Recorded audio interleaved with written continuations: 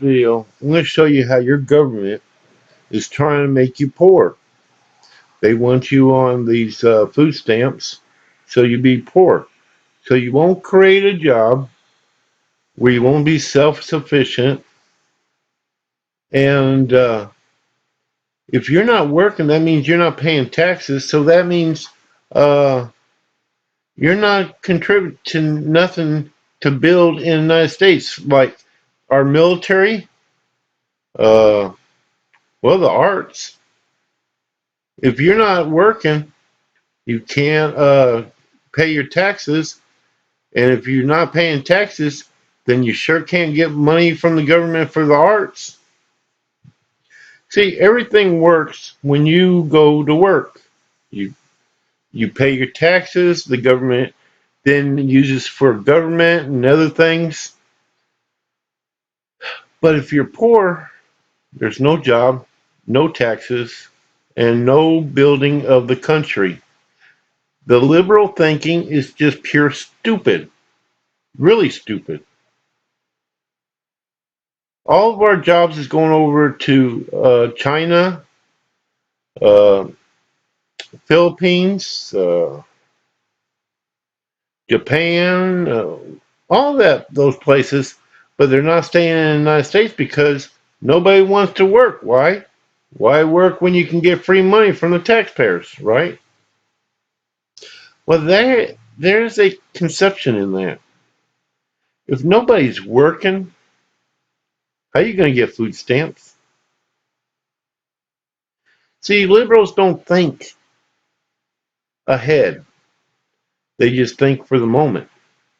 They're stingy and they only think about themselves. That is why we need to bring back jobs to the United States. We need to stop funding unions because unions, all they want to do is chop down uh, businesses and companies for people to be lazy. They want to get more money for their employees and work less hours. See, the problem is unions created by the liberals, and then the liberals want to push people onto food stamps to be poor, more poor. The logic is stupid. Liberal thinking is stupid. It doesn't work. You have to understand economy in order to understand that anything the liberals are talking about is asinine. Excuse my language, but I have to say it.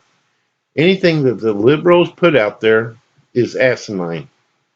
And this is just one more of those stupid things that liberals do. See, liberals want the South to rise again. And the way to do it is to tear down the United States so they can come back and try to rescue it. I guess the South has never died.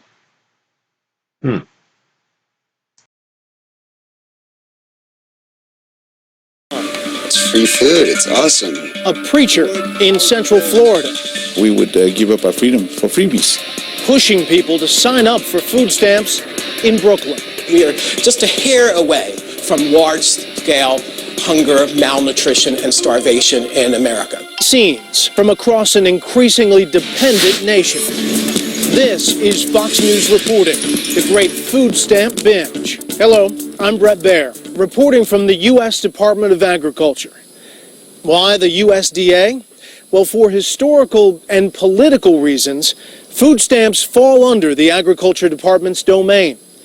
In fact, food stamps will cost taxpayers a projected $78 billion this year, a staggering amount that's more than doubled since 2008. Indeed, food stamps and other food assistance add up to more than 70% of the USDA's outlays.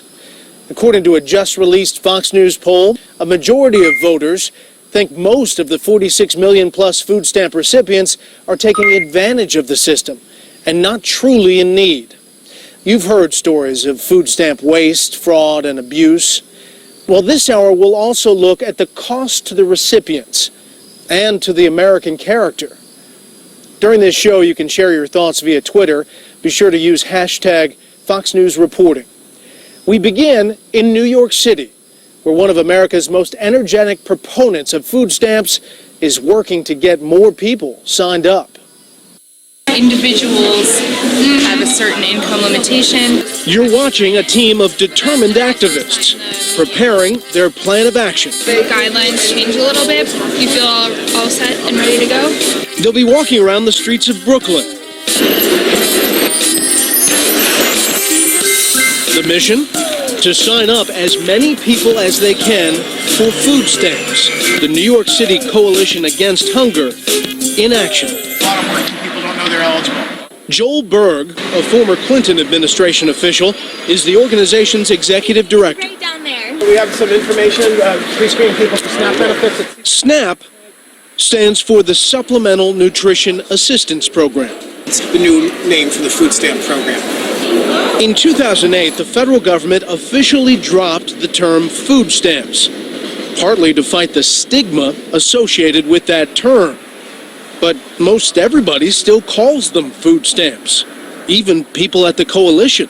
Tell them that you're pre-screened and that you would like to apply for food stamps. Berg believes folks here don't want to go to a government office to find out if they're eligible. So his team set up shop at this supermarket. We're very close to 50% of our customers, on a monthly basis are using the SNAP benefits. Ivan Bueno is the store manager. We feel it's a positive thing for the community. Another part of the effort to reduce the stigma of food stamps was to get rid of the stamps altogether. The government benefit is now electronically delivered via EBT cards. They work just like any debit card. Food stamp usage has been on the rise since 2000, but it's exploded under President Obama. In 2008, 28 million were receiving food stamps. Now, about 47 million do. One big factor was Obama's stimulus package. In addition to pumping more money into the program, it made qualifying for food stamps easier. The president insists increased spending on food stamps in the stimulus bill did indeed stimulate the economy. 3, 4, 5, 6, 6, and 2 that are definitely eligible. And Joel Berg says it literally saved lives. We are just a hair away from large-scale hunger, malnutrition, and starvation in America. Do you really believe that? No question whatsoever. You're just laughing. Absolutely preposterous. Given the fact that only 1 in 20 American adults say that they were hungry for even a single day during the course of a year, I think starving is a bit silly, isn't it? The reality is that American poor people are not malnourished. They, in fact, eat too much food. If Joel Berg is the great advocate of food stamps, Robert Rector of the Heritage Foundation is the great skeptic. The hunger advocates are clearly distorting the data and creating a huge mirage of a problem that doesn't really exist. It distracts our attention from the real issues, how you really help the poor rather than making them more dependent on government. they denied you because your income changed. Berg says 80% of the people who turn to his coalition for help are ultimately approved. Some people they spoke to never thought they'd be eligible. I'm going to give you my number. This is my direct extension. My name is Denise, and we could help you with that as well, okay? She wasn't aware that she can still apply just for her daughter, so I did let her know. You and your volunteers stop and explain food stamps to just about every person on the street. Yes. It could be construed as recruitment. We would never, ever try to convince someone who didn't want these benefits to get them. This is not just an academic question. Recruiting people to go on food stamps is against the rules. But as you will see, the USDA itself has gone right up to that line. Did they cross it? Their strategy to get past no. But first, John Roberts and the new face of food stamps. A character you won't forget. Snap. When the safety net becomes a hammock after the break. Welcome back to Fox News Reporting, the great food stamp binge. How do you account for the record number of people on food stamps? A new Fox News poll finds that a substantial number of people think the severity of recession simply means that more qualify for assistance today. However, a larger number believe the government has made it too easy to get assistance, and people are taking advantage of that. No doubt, in these tough times, many people in the United States worry about feeding themselves and their families. America is a generous nation, and few would deny government help to those who need it. But we also realize every dollar we give to people who should be fending for themselves is one less dollar we can use for other purposes, including helping the truly needy. Then again, some people don't seem to worry about that. John Roberts found one of them in La Jolla, California.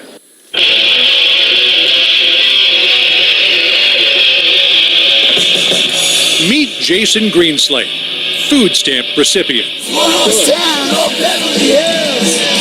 Another day in the life of Jason, living it rat life. And what exactly is the rat life? Well, your typical day. Are you like a early morning guy, get out and get some waves? Or you sort of later in the afternoon? Yeah, later in the afternoon kind of guy. Wake up, go down to the beach, meet up with my friends, skate it up, hit on some chicks, beer, start drinking. All day, every day.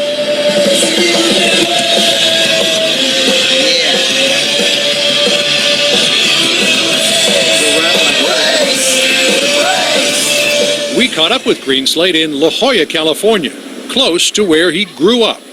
The 29-year-old has chosen the life of a beach bum in this seaside paradise.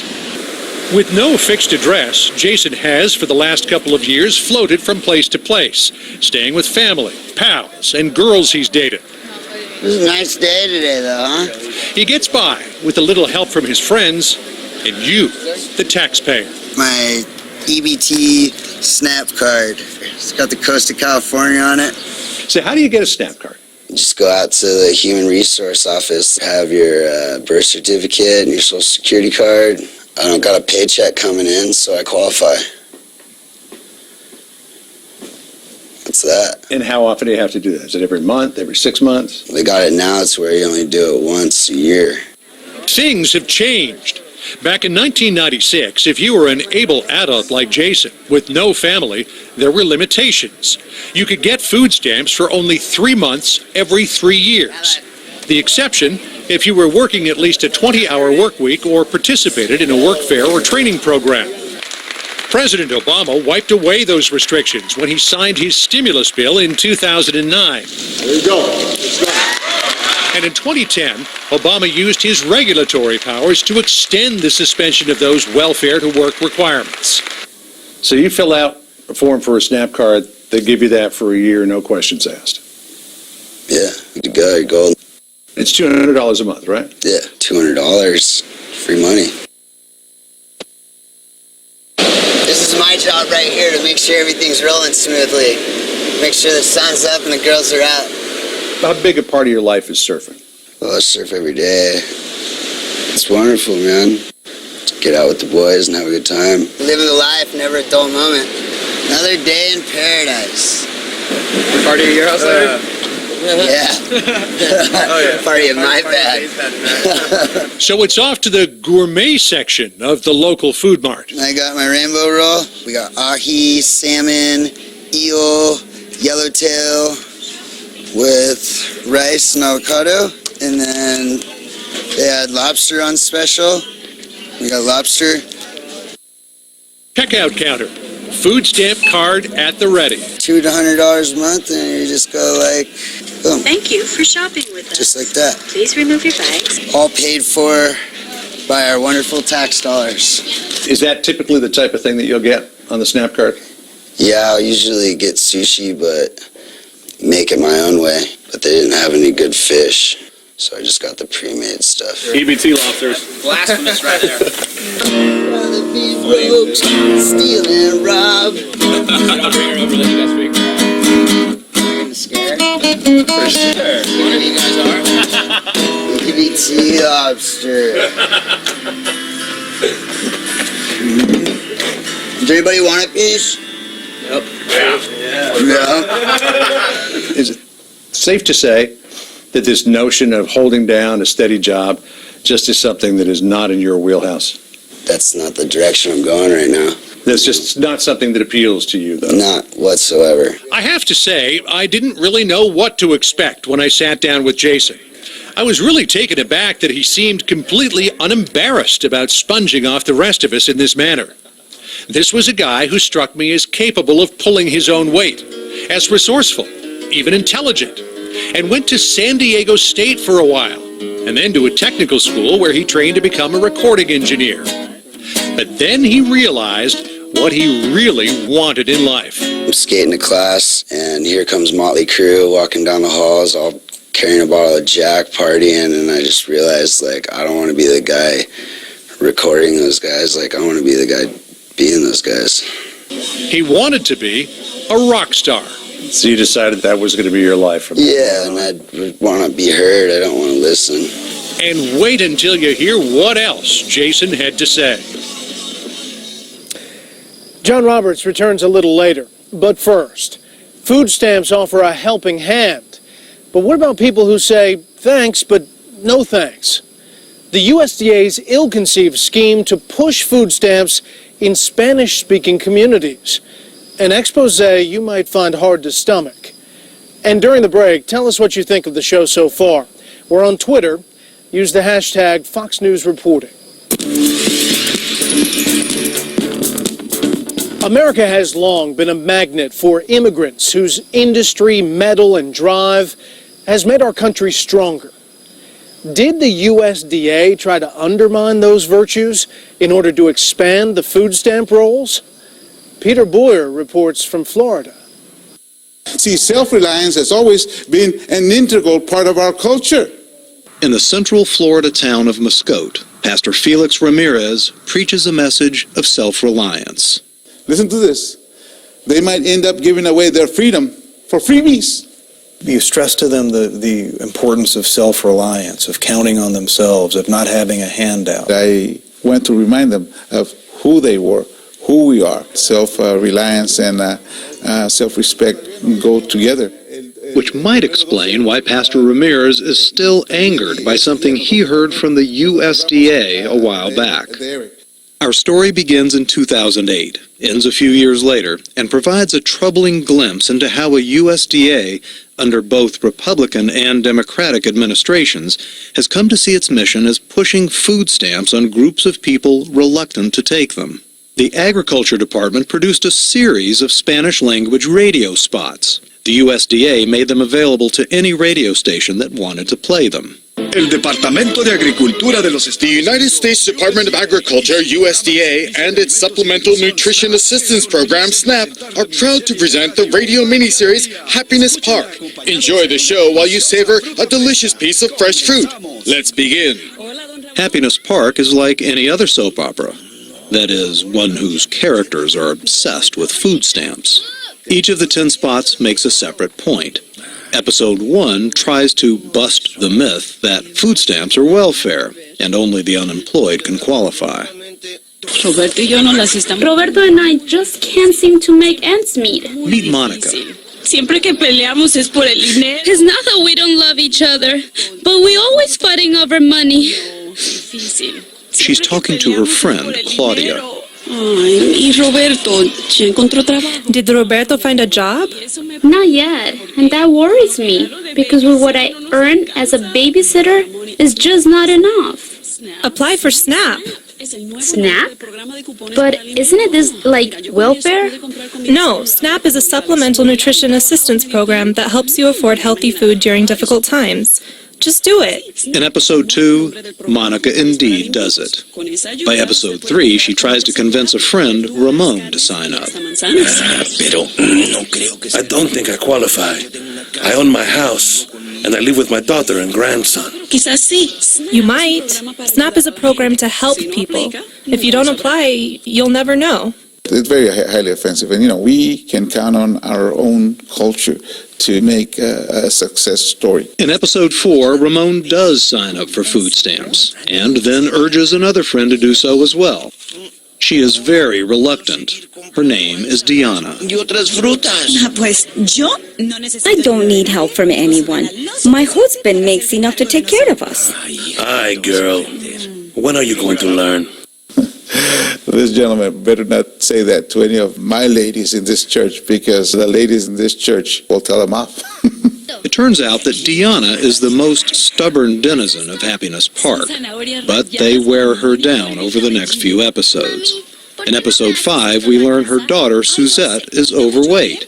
In episode 6, Suzette comes in last in a swimming race. Diana's friends keep up their full-court press. It doesn't matter if your husband works full-time or if you own a car. I was approved and Roberto has a job. Jess, I know. Snap, snap, snap. Suzette, put on your shoes. We're leaving.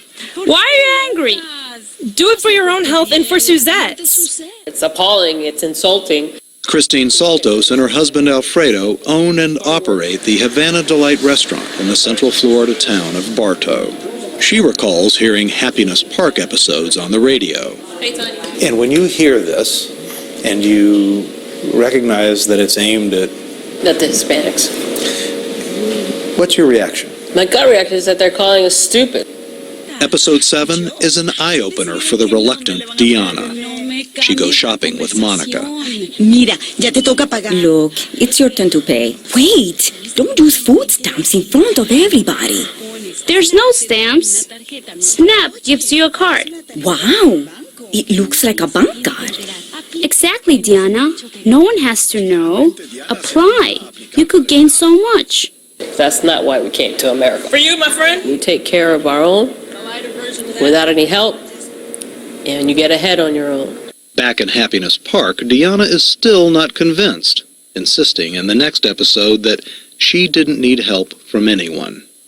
But everything changes in episode 9, which, according to the USDA production script, was written to overcome the barrier of pride. Bueno. Hello? Yes? What? But what happened? What happened? Diana's crying. She's at the hospital. Thankfully, Diana survives. I thought it was a heart attack. What? Yes, I felt horrible, but the doctor told me that it was indigestion. Indigestion?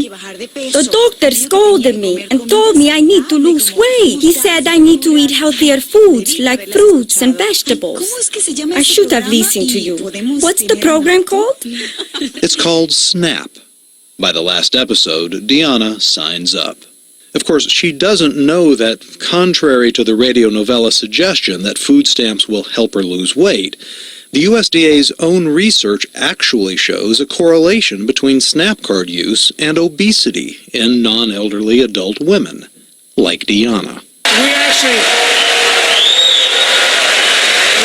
actually think unconditional efforts by the best food stamp president in American history to maximize dependency is terrible for the future of this country. When the national food stamp binge became an issue in the 2012 presidential campaign, the radio novella series became a news story. An embarrassed USDA pulled the series from circulation. Undersecretary of Agriculture Kevin Concannon admitted, "Some of the content in these advertisements does not meet the standards of what I consider to be appropriate outreach." But it turns out Hispanics were not the only group targeted by the USDA's outreach squad. Coming up, breaking down mountain pride in North Carolina. The USDA didn't back away from this effort. In fact, they gave it an award. A food stamp bust in Columbus, Ohio, just this week. Fox News reporting was there. These undercover state food stamp investigators say this store let them buy alcohol with food stamps. State liquor agent, police officers. The store was cited for illegal use of a food stamp card, though the clerk told us she thought she was selling the undercover officer an energy drink. Either way, in the great food stamp binge, we seem to be hearing these stories more and more. It's another reason why some people are puzzled that the USDA is trying so hard to get even more people to sign up for food stamps. whether they say they want them or not. One of those efforts was in North Carolina, where 17% of the people get food stamps, more than double the number a decade ago. Part of that increase, Peter Boyer found, is apparently efforts to break down mountain pride. The music, one of the oldest art forms in America.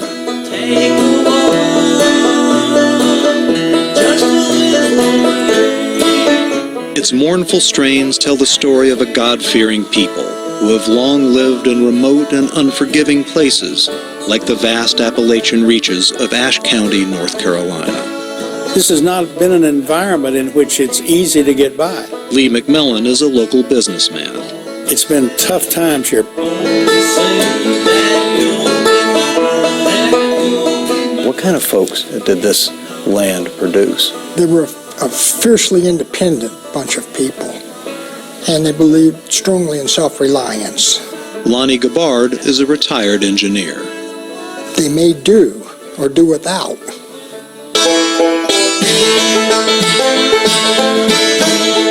For countless generations, the people of Ashe County made do by growing tobacco, raising cattle on small family ranches, and producing lumber from the vast forests that still surround them.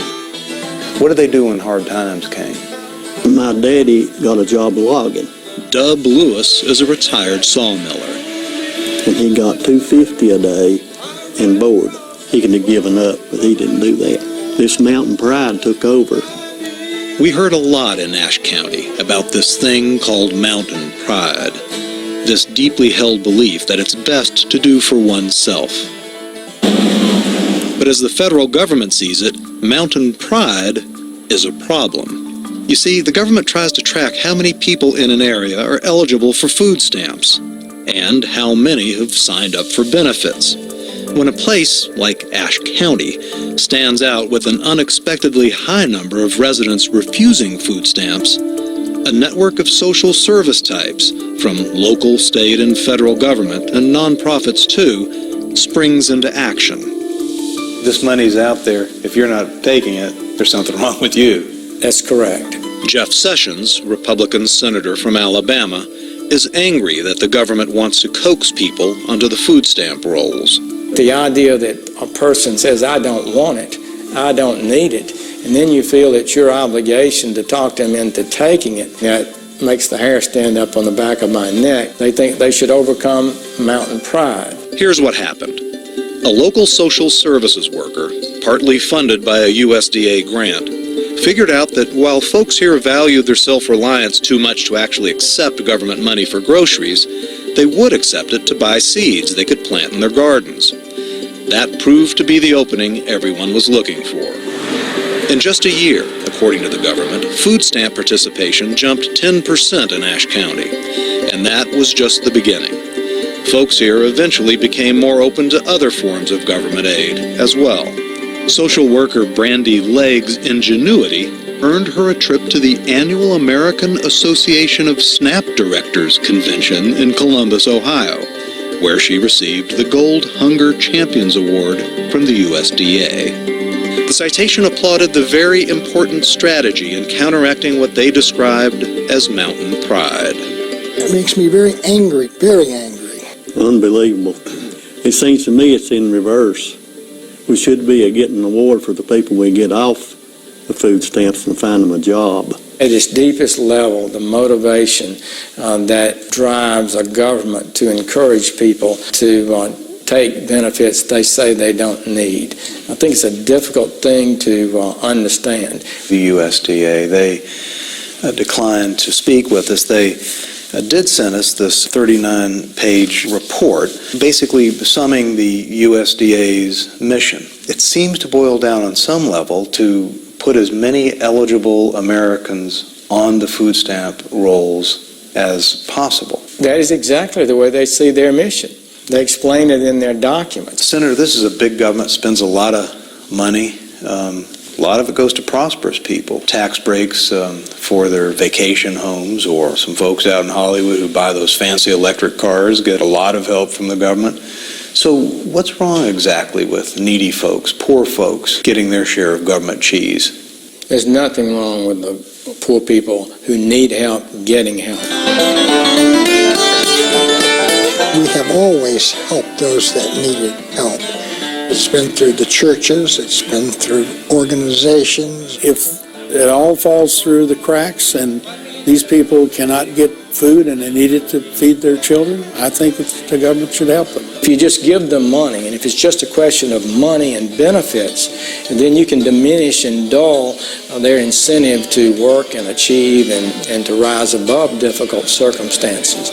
So I think there's a real moral question here. What would the consequence be if Mountain Pride were broken? Well, it's showing up in the workforce. I know one particular sawmill that has 2 mills and it can't run one because it can't get enough help. Even these days? Even these days. Restaurants are having problems in town getting waitresses. People are just becoming used to getting something for nothing. If you had one brief message to deliver to President Obama, what would you say? I would say that for those of us who still possess that mountain pride, leave us alone. Coming up, the unintended consequences of government welfare. Are we unlearning the lessons of our past? Might this California 29-year-old be Exhibit A? And get on Twitter during the break. Tell us what you think. Use the hashtag Fox News Reporting. So why are food stamps administered by the USDA? Turns out back in the Great Depression, the first food stamps aimed to solve 2 problems. While poor people in cities were going hungry, farmers were growing a surplus of food. So the Department of Agriculture sold stamps that gave half off produce items farmers couldn't get rid of. That program ended in 1943. Among the reasons, surpluses had disappeared. In the 1960s, the Johnson administration launched the current food stamp program as part of its war on poverty. It had nothing to do with farm policy, but there was a political advantage to keeping food stamps under the USDA. It made each massive farm bill popular with lawmakers from cities and rural communities alike. In a surprise move, however, a group of breakaway House Republicans just scuttled the latest farm bill. They now want a separate vote on food stamps, hoping to draw attention to what they see as wasteful spending that can also make the poor too dependent on government. They weren't the first to worry about that. It was on the minds of those who launched the war on poverty. The days of the dole in our country are numbered. Our American answer to poverty is not to make the poor more secure in their poverty, but to reach down and to help them lift themselves. It sounded really good at the time, too. You know, give a hand up, not a hand out. At that time, Charles Murray was a 21-year-old history major at Harvard, a liberal policy wonk coming of age in heady times. We were really optimistic in the 1960s because we'd never tried to use government programs to eradicate poverty. Turned out to be really, really tough. Murray would come to understand how tough a few years later. After earning a PhD in political science at MIT, he went to work for a Washington think tank with a government contract to evaluate the effectiveness of the Great Society's anti-poverty programs. Murray's groundbreaking research transformed him from a liberal to a libertarian and helped transform the nation's welfare policy as well. Was there a eureka moment during your research? There was. I came across a source which had calculated the poverty rates back to World War II. The poverty rate had been going down even faster before the war on poverty. And that was the moment I said, oh, it's only after the war on poverty was a few years along that we stopped making progress. It slowed. It stopped. Murray's landmark 1984 book, Losing Ground, not only concluded the war on poverty failed to help people out of poverty, but it had devastating consequences for an underclass stuck in a culture of dependency. Your findings were controversial. Very much so. They're conventional wisdom now. Oh, they were conventional wisdom by the early 1990s. When you can, you must work, because welfare should be a second chance, not a way of life. By 1996, a Republican Congress passed and the Democratic president signed a welfare reform bill. In the years since, that law has been hailed as a success, helping people get off the welfare rolls and gain self-respect. But Murray thinks America is unlearning many lessons of the recent past. Food stamps as a specific program is one of the most obvious ways in which the government has reached into American neighborhoods and says it's okay to be dependent. The cost of that is the kind of pride that used to be the hallmark of Americans. That puts Murray directly at odds with Joel Berg, who, you'll remember, laments that the stigma that still surrounds food stamps is making it hard for groups like his to fight the specter of mass hunger in America. Shouldn't there be at least some stigma? No. At all? No more than there should be a stigma for a small business person getting a government grant or loan. No more than there should be a stigma for someone riding their private car over a government paved road. He and I are on completely opposite sides of that question. I wish people would understand that if you don't stigmatize one set of behaviors, you can't celebrate another. You can't say of the family that doesn't accept them and that says, we will do it on our own, thank you very much. You can't celebrate them. I want the culture to say of them, you guys are wonderful. And destigmatizing food stamps makes that impossible. Well, I totally disagree. Representative Jan Schakowsky is a four-term Democrat from the suburbs of Chicago. It implies somehow that these low-income people are wanting to be freeloaders and the federal government helping them. Do you worry about hurting poor people over the long term at all? Not at all. Most people are on the food stamp program for less than a year. 1 out of 4 American children now gets food stamps. Do we really want to take food out of the mouths of hungry children? Shame on us.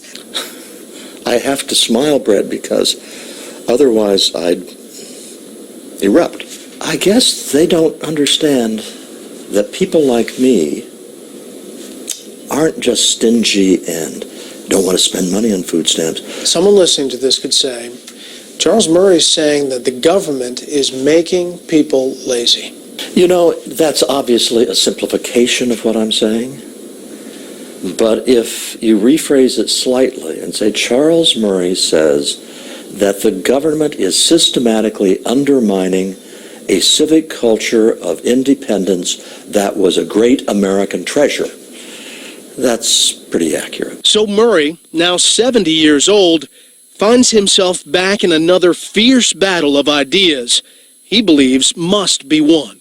But his latest book, Coming Apart, says that battle is being fought on new turf. He says what were once the pathologies of the underclass are becoming the mainstream. If you go to any working class neighborhood in the United States and get to talking about the guys around town and their attitude toward work, yeah, you'll get some cases where guys are trying very hard to get work and unable to do it. The story you will hear much more commonly is, oh, he doesn't want a job. Which sounds like someone we met earlier in this hour. So I asked Murray about Jason Greenslate, that blissfully content La Jolla, California food stamp recipient. He surfs a lot. He doesn't have a job. He doesn't want one. He has no problem whatsoever taking $200 a month from taxpayers. Are you surprised we could find someone willing to tell us that? Doesn't surprise me a bit. Jason's not an anomaly. No. Jason has cousins in every town in America. And stories like Jason's trouble Murray, not because of the money wasted. It's the lives, Murray believes, that are being frittered away. That guy is kidding himself. He is passing time as pleasantly as possible right now. That's not what constitutes a satisfying human life. The sad thing is that the whole philosophical grounding of the welfare state encourages people to think of life in terms of the picnic. or as Jason would call it, the rat life. He gets the last word after the break.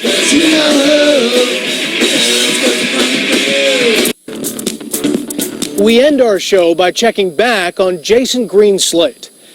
Unemployed musician, beach bum, doesn't want to take a regular job with a regular boss. We wondered how Jason's fellow Americans would feel about helping pay for food stamps for someone like him. Turns out, according to a Fox News poll conducted for this special, they have a problem with it. Overwhelmingly so.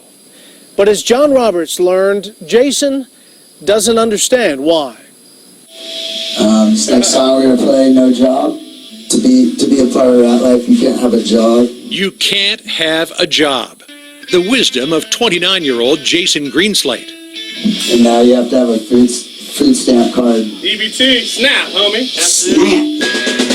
I ain't got no mother job. I'd rather be broke, steal, and rob. In case you didn't catch those lyrics, Jason's singing, I ain't got no MF job. I'd rather be broke, steal, and rob. Tell me what's behind No Job. Have no job, living the dream, doing your thing. So living the dream is having no job. Yeah. And how is that going for you, by the way? It's going great, man. Yeah, it's going really well. Broke down, run around here. We come up and down. Won't you come party with me?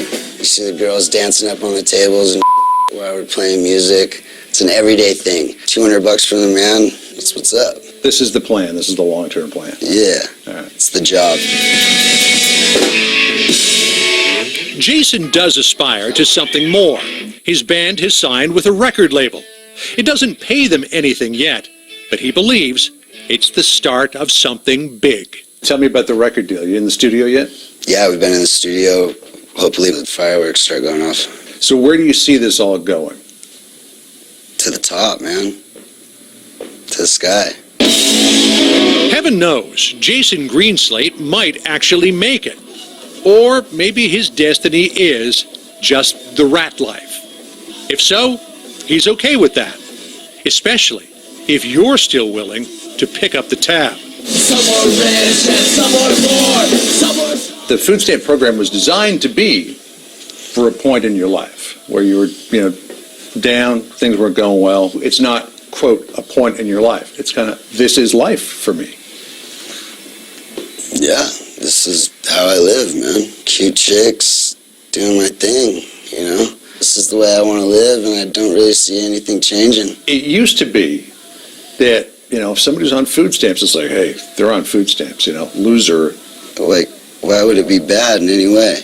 It's free food. It's awesome. What would you say to somebody who's looking at this saying, I'm working hard, paying taxes, so that Jason can live his surfer lifestyle, be in his band, and get $200 a month to buy good quality food?